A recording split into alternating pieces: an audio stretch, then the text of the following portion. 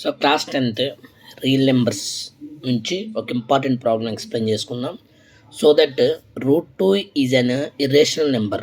Most important problem in the 10th class CBSE. Solution చూద్దాం. Let assume that √2 is rational అని తీసుకుందాం. Rational number ఎప్పుడు కూడా A/B ఫామ్లో ఉంటుంది కనుక √2 = A/B అనుకుందాం. A and B are integers. For example ఇవి కోప్రైమ్స్ అనుకుందాం. కోప్రైమ్స్ అయితే వాటికి కామన్ ఫ్యాక్టర్ 1 మాత్రమే ఉంటుంది. There is no any common factor.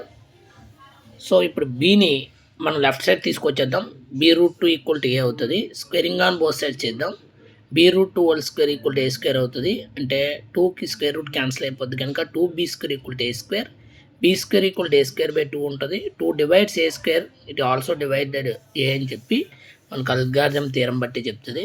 A = 2C అనుకుందాం. దాన్ని స్క్వేరింగ్ చేద్దాం బోత్ సైడ్స్. A² = 2C² అవుతుంది. A² = 2B² కనుక ఫ్రమ్ 1 నుంచి 4C² అవుతుంది. B² = 4C²/2 కనుక B² = 2C² అవుతుంది.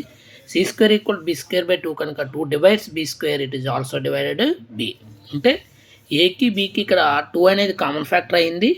ఫస్ట్ మనం A అండ్ B కోప్రైమ్స్ని తీసుకోవడం వల్ల అక్కడ 1 కామన్ ఫ్యాక్టర్, బట్ ఇక్కడ 2 కామన్ ఫ్యాక్టర్ వచ్చింది కనుక by the contradiction this facts A and B are coprimes. This contradiction our assumption √2 is rational అనేది ఫాల్స్.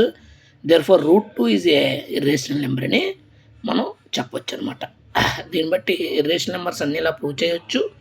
హోంవర్క్లో మీరు √3, √5, √7 కూడా ఈ విధంగా ప్రూవ్ చేయండి. చాలా ఇంపార్టెంట్ ప్రాబ్లం ఇది.